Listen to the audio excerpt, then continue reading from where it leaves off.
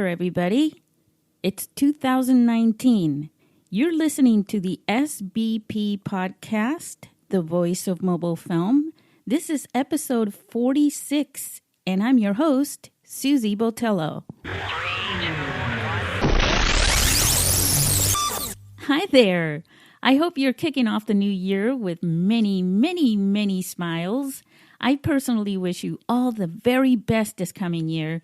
No matter what your dreams are, no matter what you are most passionate about, whether it's mobile film or, heck, I don't know, gardening, I hope you realize your dreams.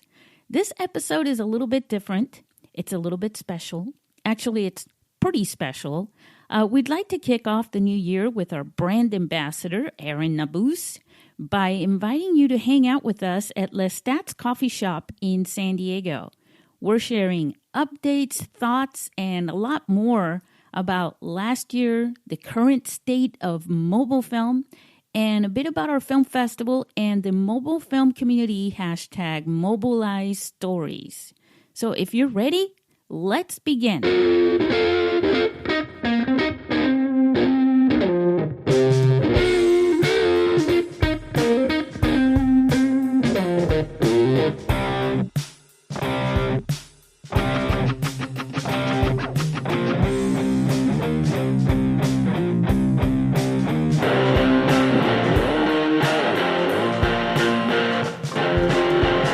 Hey everybody, welcome to the SBP Podcast, the voice of mobile film. I'm here sitting at Lestat's in Hillcrest in San Diego with our brand ambassador and our partner in crime, Aaron Nabus. How are you, Aaron? I'm doing well. Thank you for having me again on your awesome podcast. And happy holidays to all your listeners. Yeah, definitely. Actually, we're going to have to keep the tradition going. This is our first of the year podcast that we're recording. It's actually, we're one day away from Christmas Eve here. Mm-hmm. So honestly, you guys, it's not as noisy as it usually is in here. It's usually crazy. Yeah, I think the first time we had the podcast here, one of the first few times that I met you, it was pretty noisy. Oh my God, it was the crazy, and plus I wasn't used to it either. Yeah. You know, as far as recording, usually it was you in your podcast. Mm-hmm. Why don't you share your podcast really quick with our listeners? Oh, sure. My podcast is The Hall H Show. You can find it at hallh.com. And as Susie's the voice of mobile film, we're the voice of independent creators. So please check us out. We cover a lot of comic and pop culture conventions, and we try to focus in on the independent creators, sort of like the artists that you would find in Artist Alley. So, yeah, it's a fun time. We enjoy trying to give the spotlight to a lot of the artists that we used to follow when we were kids. So, you know, that's our small way of giving back to them. Yeah. What are some of your, you want to give a few little shout-outs to some of your, maybe not your favorites, but maybe your, because you have a lot of favorites. Yeah. Maybe your latest? Sure. Well, our good friend, Mr. Stephen Frank, you might recognize that name from The Iron Giant. He was an animating supervisor for that movie, and he's been working on his own comic book. It's called Silver.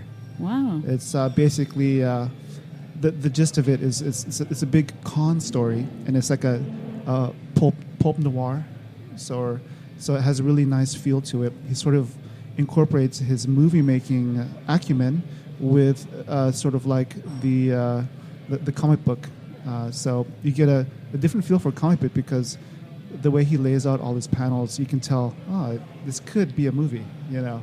Yeah. So it's really interesting the way he does it, and I love it because he does the writing and the art all himself. And he just wrapped up the first part of the series, and I'm looking forward to what he does next. And he's been on the podcast a couple of times, so we kind of say hi at all the comic conventions we go to that we see him at, and he's become a good friend of the show. Another person that's been on this show a few times, Mr. Keithan Jones. Mm-hmm. He's the owner of Kid Comics, It's located here in San Diego. I met him. Yeah, you I did. met him at Comic-Con, and I interviewed him. He's on our YouTube. That's right. Yeah. Yeah, he's a really good guy. We've become pretty good friends. And he has a sort of an event that he's organizing that's coming up pretty soon. It's a Black Comics Day in February. So we're looking forward to sort of covering that with him. And I went to that, too. You did, yeah. I'm just all over the place, you guys. And he's doing good things with his comic book and creating sort of an environment for other creators to sort of bring their books to the forefront because, both Keith and myself, we believe that representation matters. So he's giving sort of like an opportunity for other creators of color to sort of have their chance to greenlight their own projects. So, and there's a whole slew of other creators. Like I can go on for hours talking about them. So, well, of course, that's why you have your podcast as well. And then and just share with them really quick again in case they're now going, oh, well, then now I really do want to listen to that. What is the just go to hallh.com and you can find all our social media there. And I look forward to connecting with some of your listeners in the future. Cool, definitely. Well, so we wanted to sort of end the year, kind of transition into the new year, and it's been a crazy busy 2018 for us. Of course, we had one of the first things we did, we sprung in spring into the film festival, the International Mobile Film Festival here in San Diego last year. And it turned out pretty good. We had a really good outcome. We had a repeat offender. I guess I'm stuck on this, partner in crime, repeat offender, who was Brian Hennings. Right. Yeah, so he came again this year, and technically still this year. And then he won first prize at the film festival, and then he was nominated for the Global Mobile Film Awards, and he won Best Cinematography for that. So congratulations, Brian! Yeah, congrats. It was great to see him again. I remember the first time I met him at the 2017 International Mobile Film Festival, and that's one thing that I like about your festival is that all the people that have come, all the filmmakers that have come so far that I've met and had a chance to interact with, they're all really good people, and it's nice to see what they're up to creatively, but also to support them, as filmmakers, and you just wish them well, and you just, wow, they came all the way from Australia or from Germany, and it's like, wow, this Canada, is so cool. Yeah. Like way up north. Yeah. And with Brian, he was one of the filmmakers that I thought, oh, this guy's pretty cool. And I've connected with some of them on Facebook, so it's pretty cool that we've made these connections through your festival. Yeah, and actually in 2007, that was the first year that you came to our film festival, and you were interviewing people on the red carpet. We did some red carpet interviews. That was fun because we had my friend Tracy, Hot Nerd Girl, come with her Star Wars Steampunk Universe cosplayers, and that was such an awesome sight to see on the red carpet. You have steampunk cosplayers escorting the filmmakers down the red carpet, so it was pretty cool. They really added a lot of spunk to the red carpet. I think the new name for the red carpet show really is going to be the red carpet extravaganza. Just because we try to do something special every year with that, and they came last year, and they might be able to come this year. Tracy, hello, are you listening? That really made it special. Tracy's pretty awesome, actually. She's also been in our podcast. What was that event called that we were in last year? Around February? It was right before the film festival, too. Oh, you mean this year? Yeah. It was the Gaslight Gathering. That's right. It's a steampunk convention that they had here in San Diego. Yeah. So. And you invited me to that. Yeah. I think that was like for my birthday or something, right? That you invited me to that, but that was awesome. And Tracy, remember we were recording that podcast there, And I forgot which episode it is. I'll add it to the notes because we're talking about it. Right. Yeah, but it was a lot of fun because we kept getting people knocking at the door. Oh yeah, we had sort of took over one of the empty rooms at the convention at the hotel, I guess, and people were knocking on the door. Like every 5 minutes, it was like, hello. It's like when you lock yourself in a room somewhere and somebody keeps knocking on the door. Right. So I do want to talk a little bit about, for listeners, about what we did in 2018, outside of the film festival. Although the film festival also, we had a lot of fun. We had winners, of course. We had the red carpet, the award ceremony. We had people come out and speak and motivate, and I guess I say motivate, inspire. It's kind of goes hand in hand in a way, right? And then we also had we made an announcement there. I don't know. Let's do a quiz. Do you remember what the announcement was? The announcement. You made a lot of announcements. I tried to keep track of all the announcements you made. So there was one that I made for something new for the next round of films for this year. For the feature films? Yeah, well, for all films, where I said, and it was kind of a big deal, because we... Oh, I see, the drone footage. Yes. Right. So we decided to allow 10% of the total footage of a film. Mm-hmm. So if you're in the shorts competition, it's 1 to 5 minutes, and we allow 10% drone footage for that. You could spread it around, or you can use that whole 10% in maybe I know one person who's going to be excited to use drones. Who's that? Our friend in Houston. Yeah? Which one? Oh, wait. I know who you're talking about. He's pretty famous around the world. That's Gandhi, right? Yeah. That's Prakash. Actually, Prakash had been in our film festival in 2015. He came to San Diego, and he was here again this last year. Right. And so I'm hoping he can be there again for this year. And speaking of this coming year, we just announced literally the filmmakers that because we've been welcoming feature films, shot with mobile phones for a couple years now. We started with I think it was 20 minutes to 60 minutes, which was kind of in between category there for a competition. And we did that for 2017, but we announced it in 2016. And of course, Figment won that.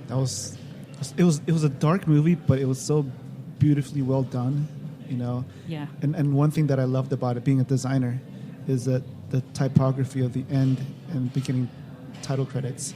Yeah, it was done beautiful. so well. Yeah, it was done so well. I'm like, that just puts you on another notch as far as I'm concerned when it comes to your movies.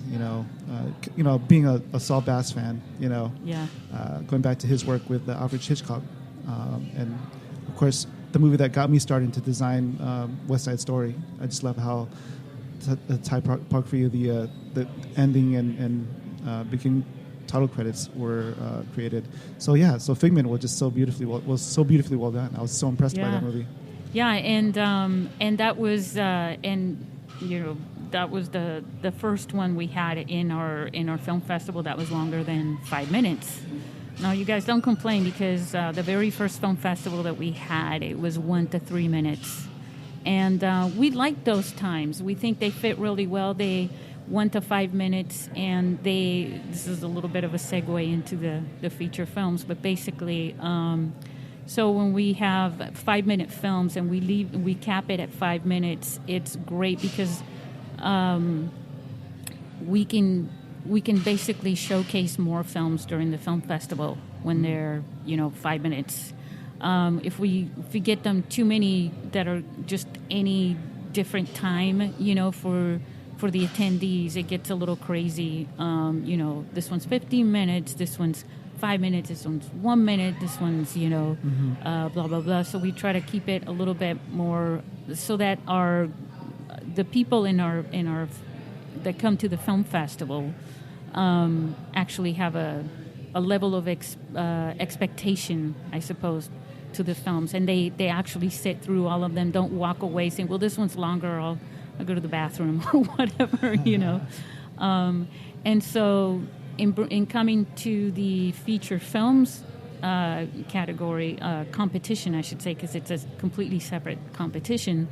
One of the things, so we started out with the 20 to 60 minutes one, and that was a good test. And that there are more people that are independent, not Hollywood filmmakers, like, we've all heard of Steven Soderbergh. And if you haven't, there you go. Steven Soderbergh is making mobile films.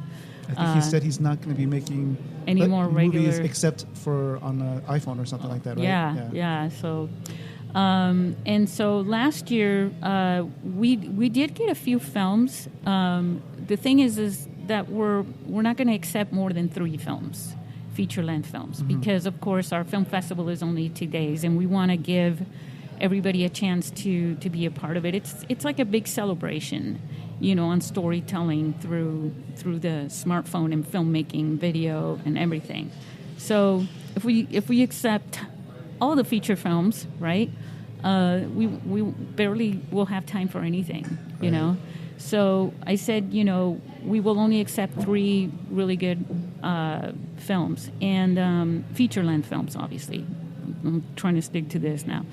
And we did receive some last year, but they really weren't up to, we're looking for cinematic, meaning that there's something that we can show, that we can screen at the film festival, that has good production quality. When I say cinematic, I'm not saying they have to be, aesthetically cinematic, It just has to have that value. You have to be able to captivate people with a good story for, a couple hours. So those are... And last year's, it was Requiem for a Killer. Well, so what I was going to say is Brian...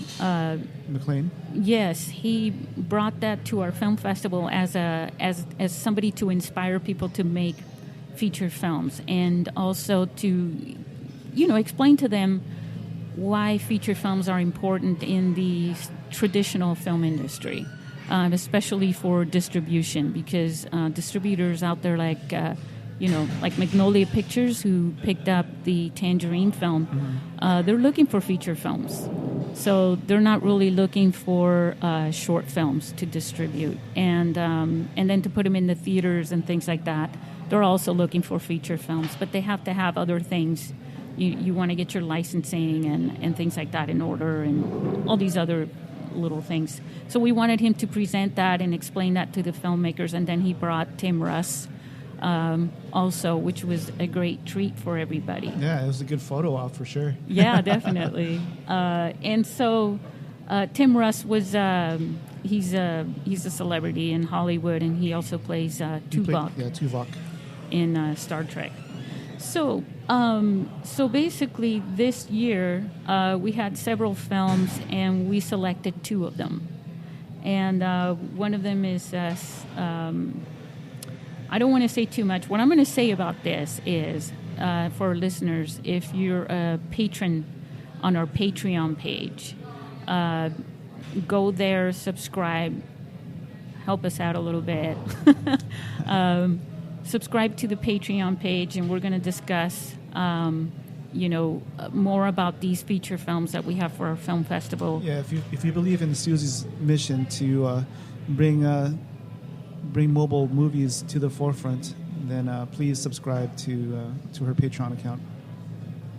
Or even our brand ambassador is one of our patrons. Yes. Thank you. Proudly. So I wanted to, there's my grammar. I wanted to also talk a little bit about the Comic-Con panel that we did. Yes. So this year, in July, we were at the San Diego Comic-Con. Is your second time doing it? Yeah. And the first time was when I first met you. Actually, it's our third time. Oh, that's right. The first time... What was the first time that you did it? 2016. Okay, that's when I met you. Yep. And then you did it 2017 and then 18. Yeah. Oh, yeah, that's right. Yeah. Okay. So that was, yeah, I know, huh? Time flies. It does. It's a trip, though. But we had a really good turnout. We had, about 200 people or so, you think? Seems like it. I mean... Maybe even a little more than that. We had a really good turnout there. It was fantastic, and we're gonna give a shout out to Anthony. No, remember who came out from? Was she in New Mexico or Arizona? Oh, from Instagram. Jasmine. Yes. Superheroes XYZ. Yes. Because she came out, and I remember so one of the things that I did during the panel is I kept going up to sit down at the table, when I was so talking. You don't like being so high up on that stage right there? Yeah, it just felt really like... It's like disconnected. Yes, exactly. And so I started doing kind of this thing where I wasn't just talking to people at eye level. I literally walked into the audience. Oh, that's right. And it was kind of funny because I was covering it. I was shooting her, and then I was like, what the heck is she doing? She's like, because I had a tripod going on. Oh. And so when she started moving into the crowd, I was like, okay, I guess I'm going really mobile now. Yeah, I just kind of did that spontaneously. It was a lot of fun. But, I couldn't help it because, when people had questions, you know what I mean? I wanted everybody to hear their questions. And I wanted them to interact. And one of my favorite things to do is to put people up in a platform and to share my space, hence the film festival, right, with them, right, and everything. And everybody was having so much fun. People were cheering, and it was a lot of fun. And during that experience there, when I came out to the floor and I went to talk with somebody, Jasmine happened to be sitting right there, and I was like, "Oh my God, hey!" And so she got introduced to the whole crowd. Yeah, she's a fellow content creator like myself that covers, pop culture and comic books. And every year at San Diego Comic-Con, she's one of the people that I look forward to seeing every year. And I'll tell you something, listeners. This is how small of a space the internet, the World Wide Web, is really, social media. Because I met her through Instagram as one of the many people in the comics industry. Mm-hmm. Then it turns out she found out about us through Aaron, and Hall H, the podcast and everything. But then when I met her here in San Diego, because she came out to Comic-Con, turns out that she's actually from San Diego. Mm-hmm. And she knew Aaron, before... I mean, you guys were in diapers or something? No, I'm just kidding. But for a long time, you guys... No, we didn't know each other until we started doing we started doing Hall H stuff. Oh, okay. But I think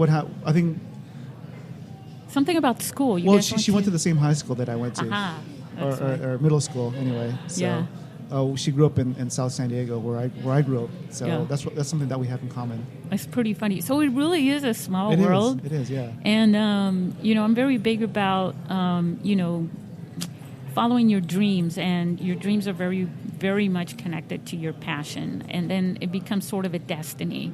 And these are all signs that you're on the right path when you encounter people that were connected or somehow are connected to you at an even closer level that you couldn't ever even imagine. Mm-hmm. And you're doing the right thing. So if that happens to you guys ever, where you're saying that's it, I'm not telling you to leave whatever you're doing and drop everything to follow your dream, but basically if there's something you feel very passionate about and you really want to do it, just go for it. And you'll see signs along the way, through connections, through things that are connected to it. And if you think about what a path is, right, it's a series of connections in a string that it's also like a map. True. And it's important to make those connections because you can't do it alone. need collaborators. True. And when we started doing our podcast, we didn't start it on our own. We had, I had, met a few other podcasters in the pop culture and comic book world, and I sort of befriended them. We got to know each other, and I asked them for help, and they gave me like an encyclopedia of information. So each time somebody asked me for advice, I pass on what I learned from them. Shout out to nerdfood.com. That's Steve and Sully. They're awesome guys. So whatever they gave to me, I add on to it, and then I pass it on to somebody else. So, and on that, speaking of a connection with that, because I had always wanted to do a podcast, but it seemed like the timing wasn't right for me yet. And after I met Aaron, one of the reasons, we met in person finally, because I know that you met me and you found out about this and everything during the Comic-Con in 2016. Right. But I didn't, no offense, right? I didn't remember you there in the audience. There were a lot of people there. And he says, yeah, I met you there, and, you tagged us on social media, and so we started that way. And then he asked me to come and be a guest on his podcast. And so, of course, I accepted because, when opportunities come, you don't just go no because it's embarrassing or something. I was so nervous. You did fine. It was like a 4-hour podcast or it was something. Pretty long. It was ridiculous. But yeah, so he invited me to mine, and I started kind of seeing, what that experience was like. And I was like, I think maybe this is a sign, speaking of seeing the signs in the direction where to go. And I thought this is a good sign that I really need to do the podcast, because filmmakers come to our film festival and they're there momentarily. And yeah, the year before that in 2016, we had Adi Spector that came to our film festival, and Jose Luis Juarez, who is from the, one of the film festivals in LA, IndyShorts Film Festival. And they met through our film festival, even though they'd known each other, for a long time on social media, because Adi is one of the iPhone filmmakers that was in our film festival a couple of times. And so to bring them together, and we shot them a little bit of video and stuff like that with them, but that wasn't deep enough. It wasn't an entire conversation.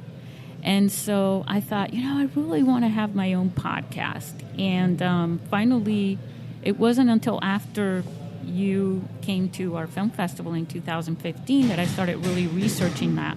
So I would say you inspired me to start this podcast as well, to bring out the voice of the filmmakers around the world, because there really wasn't anything like this out there. Yeah, I'm glad that you did your own podcast because, as your listeners know, you're a great host. Oh, well, thank you.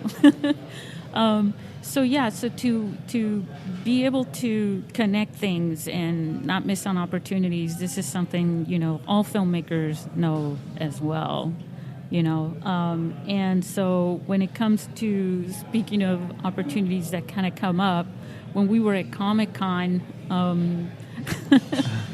I went to visit Aaron, who was... I was working a booth this Comic-Con for my friend, Bobby Rubio. He's a story artist at Pixar, but he also does his own line of comic books, and he does a bunch of prints. And so me and Alex, my co-host at the Hall 8 show, we were helping him out because he wanted to spend time with his family here in San Diego. So while he was doing that, me and Alex were manning the booth.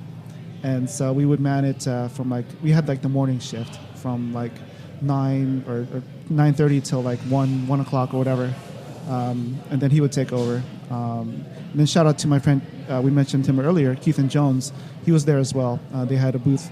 They were sharing the booth together. And so, yeah, me and Alex had a fun time because that was the first time that either of us have ever sort of operated a booth at a convention like that at San Diego Comic-Con. So it was really unique experience. But I know what Susie's going to bring up, so I'll let her continue. Well, I did go to the booth, and I actually interviewed Keithan there. That's right. Yeah, and it was great. And I put it on YouTube in case you guys want to see it. It's there. But yeah, what happened was that you and him actually both told me, hey, there's some celebrities that are going to walk. Yeah. I'll set it up. a little bit. Yeah. At Bobby's booth, he's had the same booth for like, I don't know, since at least 10 years. It's a nice corner spot, but it's pretty much a stone throws away from the DC booth. And you know what DC is related to? There's a movie that just came out, so I'll let Susie continue. It's a lot of water going under. No, it's Aquaman. That's right. So we had, let me see, it was Nicole Kidman. She came out first. And then, what's her name? Amber Heard. And then Jason Momoa. Yeah. Yeah. So all three of them came out. And what happened was, so there were crowds of people forming there. We weren't the only ones astute to what was happening. Yeah. And so, there's security guards, and you form this line. And because I got there so early and we were watching it starting to form, I was at the front of this line. You had a good spot. Yeah, I did. I had a great spot. And I kind of got to experience a little bit of what the, Mojo, mobile journalist, or the paparazzi, or any one of those guys, or anybody really in that scene doing independent journalism, really. Because, so I had my phone, out, and I had it on the stabilizer, not a gimbal, just a regular stabilizer. And I had it out there, and I thought I had a pretty good view of everything going on. And then the stars come out, right? And, with their bodyguards and everything. And they were like an entourage. It's not just them coming out. There are all these people coming out before and after them, side from them. And it just went crazy. So all of a sudden, I sort of... everything that I could see, from my screen on the phone, was covered with people's shoulders and arms and purses, and I was like, "What the heck happened here?" So one of the things I wanted to point out, this is where the mobile phone came in really handy. So when you have a DSLR, right, you usually have it strapped around your neck, and there's a reason for that, and that is because for one thing, it has weight and a lot of value, and you don't want to, because of the weight too, I think you don't want to drop it. And it only has really one purpose. It's to shoot video and photos, right? Well, with our phones, we're pretty much just kind of waving that thing around, right? And it's a lot lighter and things like that. So what happened was that when this crowd blocked my view, and I am not a very tall person at all. I'm very much on the petite side, if anything. I basically just lifted up my phone, on the stabilizer, and I got a great view to capture the celebrities that way. Had I done that with a DSLR, I would have probably choked myself with the strap.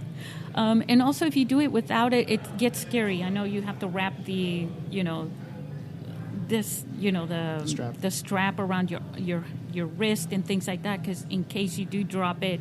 But that takes time. And the thing is, this all happened so fast. Once they were walking by, they're keeping a pace, a good pace, kind of like a little bit of a parade. So I was able to catch a really great shot of Jason on that. High-fiving everybody? Yeah, and he, basically I'm facing his armpit almost as he's high-fiving people. Very tall guy, though. Yeah, he's like 6'4". Yeah, he really has a huge, presence wherever he goes, I'm sure. I don't think he can hide or blend in with people very well, Right. Even if he is wearing shades and a hat and, trying to dress down. But anyways, that's also on our YouTube as well. You might want to see that. That was a lot of fun.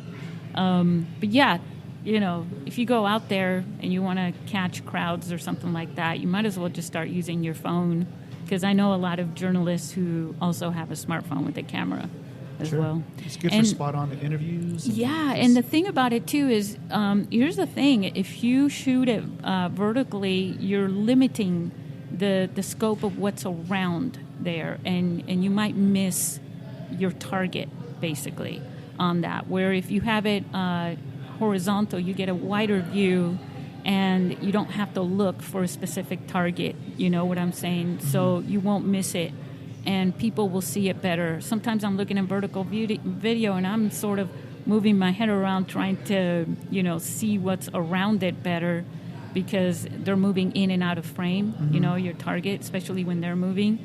So that's one of my the reason why I tell people, one of them, the other one is don't limit your where it's going to be presented, on the screen, but also that you get more of the surroundings that way. Mm-hmm.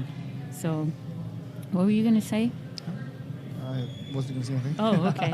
I did want to talk about something that we brought up at Comic-Con and before that, because this summer we launched something, and one of the first places that I went to introduce that was to Indianapolis through IndyShorts International Film Festival with our friend who's the president, Craig Prater.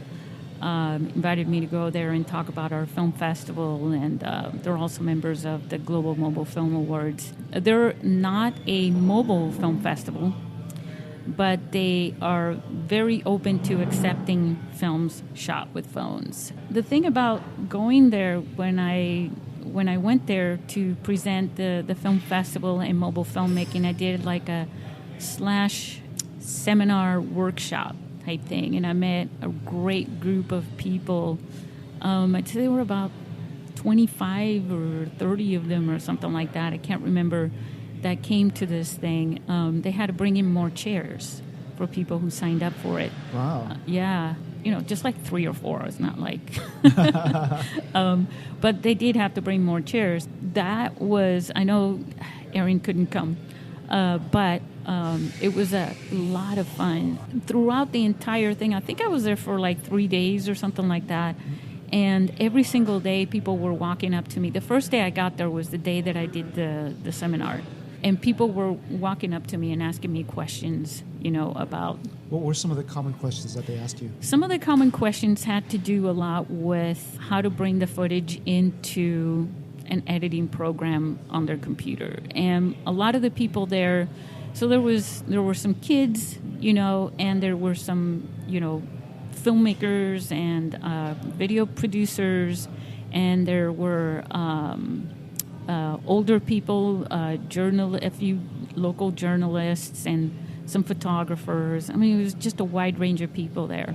And so some of these people were already involved in film and video and things like that. They just wanted to know how they could adapt what they're doing to the smartphone, to start using it with the smartphone. Mm-hmm. So that was a lot of the questions, was like, how do we do that? They're just beating on a horse or something there. Today's special. I'm just joking. We are in a coffee shop.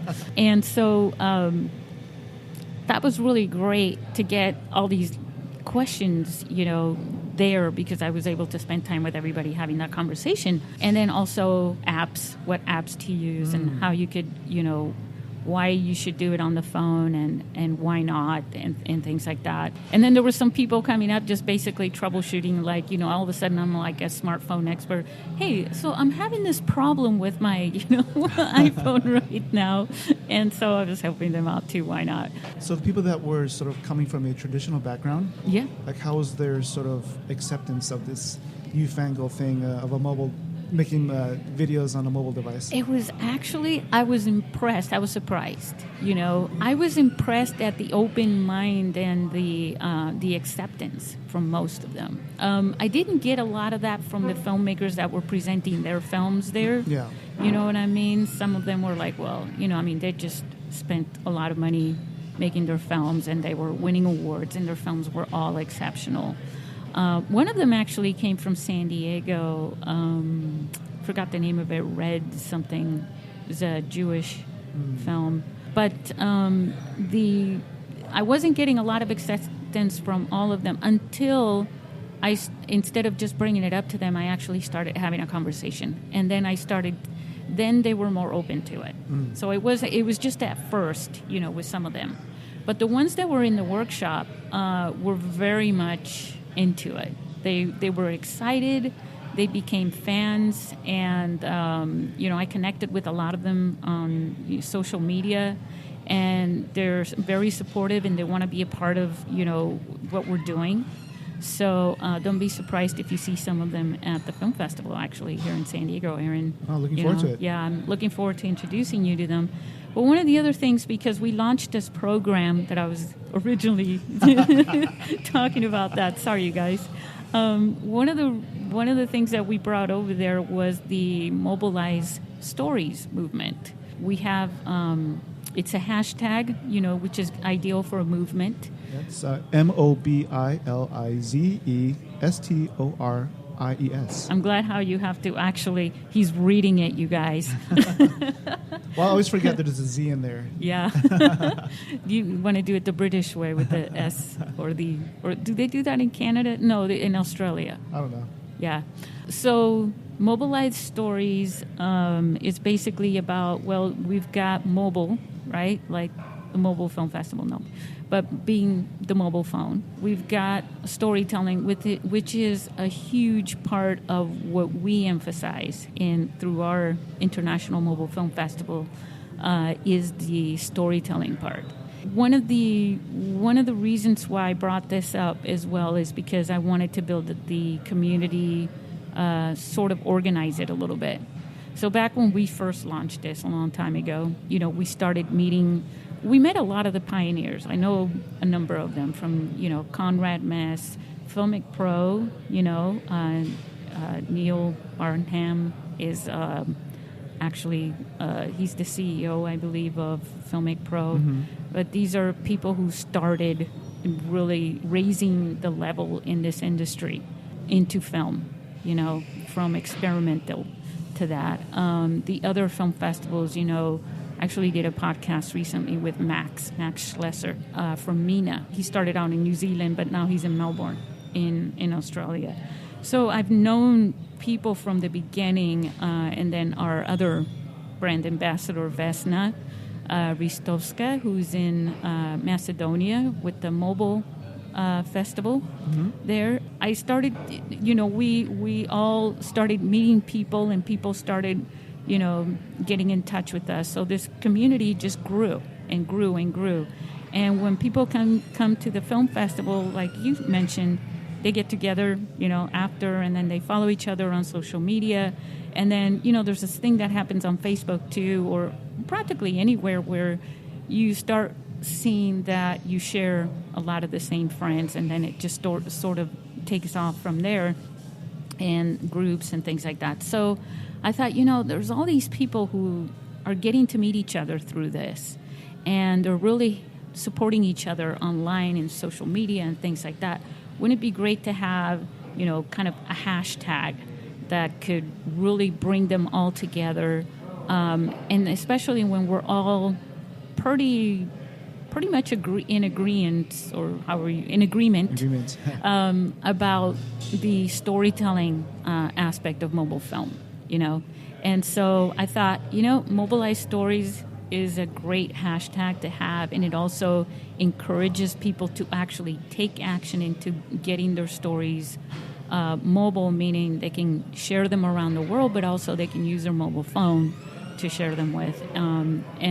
So we launched that here in June, I think it was, and then from there we took it to Indiana, we took it to the Comic-Con, and we started finally, once all that chaos of it was a very busy summer for us. Once we got done with that, we started having events, like monthly events here in San Diego, and that also was great because now we're really building up the community here in San Diego at a grassroots level. Yeah. And it's about time, because like I've always said, when I first launched this, it was like, hey, everybody in the world, every human being, no matter where you are, how old you are, any of that, I'm sharing this platform with you, and I'll put your movie on a big screen and blah, blah, blah. And nobody from San Diego, had anything to do with it. And a lot of people in San Diego in the industry know of it, but they haven't really participated in it. And there's still a lot of people. San Diego's got over 3 million people, in the county. It's a small, big city. Yeah. It's very spread out. It's very open. So a lot of people here, there are still a lot of people who don't know about it. But for the most part, most of them do. And so it's been really great to connect people and network with people and mingle with them and, go to the restaurants after. And we also have the contests, the monthly contests as well. So, yeah. So that was one of the other things that I wanted to touch on, because I wanted to let people know that we've been doing that as well, and we're taking a little bit of a break now because of the holidays, but we're going to get back into swing. So what do we have planned for 2019? So one of the things that we have planned for 2019 is to create more of a membership type of environment where people, I think by becoming members, people identify themselves as being more supportive of one another that way, and they feel like they can sort of own it more. If you're a member like Costco, for example, you have you feel like you have a little bit of ownership because you're a member, because you're building it. It's part of you.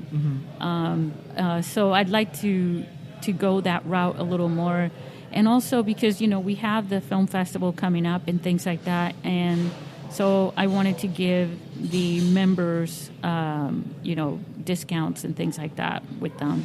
Also, we have more events that we're going to put together for networking and for sharing the films together and basically stay in touch with what's going on, because this is a growing thing. It's like a big octopus with many arms, just moving around, grabbing things all around it, there's many aspects to mobile filmmaking. There's not just making movies, but also documentaries. There's the reporting and the journalism part of it. There's the music industry, which I've always emphasized, this is great for you guys as well, with music videos and things. We had Eminem, right? Did you see that video?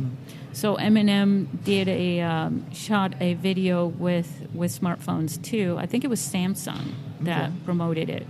And I could be so wrong. So pardon me if I'm wrong. But that also came out, and the music, and also schools, students, bringing them all involved into that. And that's just changing and growing. Like, for example, I'll tell you, I've had people contact me throughout the years. There was somebody who worked with Japanese students. They were in Canada. And they worked with Japanese, and I'm talking elementary schoolers. And they were doing a program with teaching their kids to make and create stories in video using iPhones. This was a long time ago. This was, back in 2013. And there was another one in Africa that also got in touch with me. They were, looking to create something there with students as well, and schools, and have like a media center there. Was that part of the community stories that or is that different? I think they got in touch with me because I was promoting the community stories program as well, and the mobile film school. Yeah. And some of them wanted me to, do Skype, or some of them were saying, would you come over, or something like that. And now there are more and more schools, opening up for that, to that whole program. So I know it's still in its planning stages, but is there anything that you can tell the audience about what you have planned for a program of that kind for schools? Well, I can't say too much. I know that I've been working on a program where where I'm talking to people in the educational field. I know that right now I don't want to mention which school that I'm working on or anything like that. I want to allow them their privacy. But I'm actually teaching mobile filmmaking at a private school right now here in San Diego. But it does save a lot for schools that are thinking about bringing this into their curriculum, because you don't have to go out and buy, a lot of equipment for it and things like that. And most schools have media labs, with, Macs and iMacs or whatever there already. And the students can use, iPhones or whatever to create their films. And then they can edit on their phone or their laptops or whatever. It doesn't have to be iPhones, but yeah, it's. I think it's really important for schools to start emphasizing the storytelling aspect. It's been around since the caveman days, right? But I think it's really important for kids, especially now with so much social media, to learn communication skills, and that includes storytelling. It's one of the biggest part of communicating is through stories. So I think that's really important, and I'm going to touch up on a lot of my connections to bring that more to the surface. Yeah, I mean, when I was in high school, I was part of the journalism program, and like if we had mobile phones back then, wow, right? It would have been so much different. Yeah, how exciting it would have been. Yeah, in a lot of schools, it's tough to check out equipment like that. In college, it's different. But in elementary school and middle school and things like that, you don't just check out, cameras, for the most part. And they have a good reason for that. I'm sure. I can see what the reasons are. Plus, also, it's a limited resource, as well. So imagine, like the students in my class they get to, go home and, like right now they're in the holiday break and they have, we don't do homework, we set goals, like in IRL, in real life. Like we all do, we set goals. And I think that's a little bit more productive than saying you've got homework, you know what I mean? But yeah, and I could talk a lot about that. There's so much with that I feel really passionate about, with as far as like what this can do for kids. But in order to get our listeners back on track here, because we're going to be wrapping up here really fast, the film festival this year coming up. So we're getting ready to announce the official selections for the short films. It's going to be tough because they've gotten better and better and better. And it's just like so tough, I am so glad that we limited them to 5 minutes because that way we can pick more, I personally am the one that is watching all these films, and so it's very hard for me personally because I want to select them all, I really do. So keep a lookout for emails from us and Film Freeway giving you notices. Also, I would advise a lot of you not to use your educational.edu or your school email, because sometimes, like right now, if you're using that and you're not able to get that email because you're between semesters and you haven't already signed up for the next semester, you don't have access to that anymore. So you're not going to get the emails. So I would suggest using your own private email for that, or at least one that you set up for these things. That's permanent. What else could I bring up about the film? We do have some really awesome guests that are going to do some great presentations during the film festival too. Don't want to get into that right now because we're getting ready to announce that and don't want to blow the surprise on those things. So follow us on our social media. On Facebook, it's MOBIL, no E, Film Festival, Mobile Film Festival. in Facebook, and then we have our Instagram at mobile with an E, mobile film SD. SD stands for San Diego. And let me see, what's the other one? Twitter, we have several there. You can follow me. You can follow me at Susie Botello, SUSY Botello. Right. And then you can go from there, because I share everything from the other ones as well. I'd love to follow you back. Let me see. What else can I bring up, Aaron? I think the rest we can do on the Patreon. That's right. Yeah. Okay, guys. So if you haven't subscribed to our Patreon page, it's patreon.com/SBP Podcast. And otherwise, stay tuned through our social media. Go to our website, internationalmobilefilmfestival.com also. And stay tuned, because we're going to be coming out with all sorts of announcements coming up starting in January. And so starting in January, when this is going to be aired. And if you are, or if you'd like to look, we've got people that are not the competing filmmakers that are speaking and giving presentations. They're going to be coming out to San Diego from different parts of the world. So can you reveal what kind of countries people are coming from? So Italy, the UK. We'll just leave it at that for now. But to share this with you, no matter where you are in the USA, you're a lot closer to us than the UK or Italy.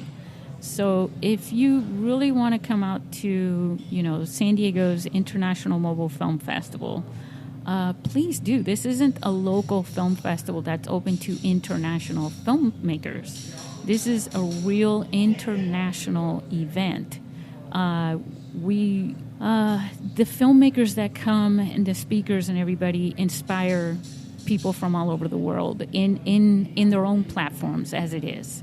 So for you to come from anywhere in the world to meet them in person is a great idea, and to network with these people. And again, our film festival brings everybody together. We don't separate people. That's the beauty of it. It's sort of the democratizing of filmmaking.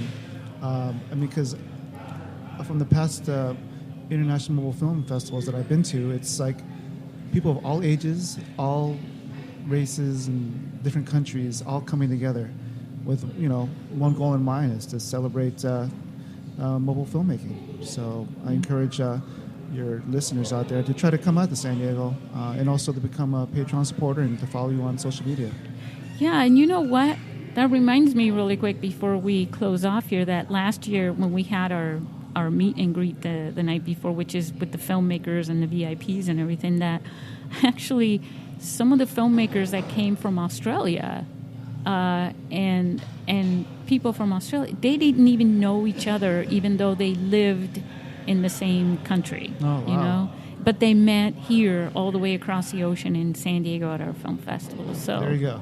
So there you go, guys. So come on over, no matter where you are. Come over, make a point of it. And you know what? Go to our website and use the contact form and shoot me an email and say, "Hey, Susie, we're in Massachusetts, or we're in San Francisco or something like that. We plan to come to the film festival, and I think I'm going to be sending out some early bird tickets to people so that they can get their tickets before the general public. So maybe you'll want to do that." And I think with that,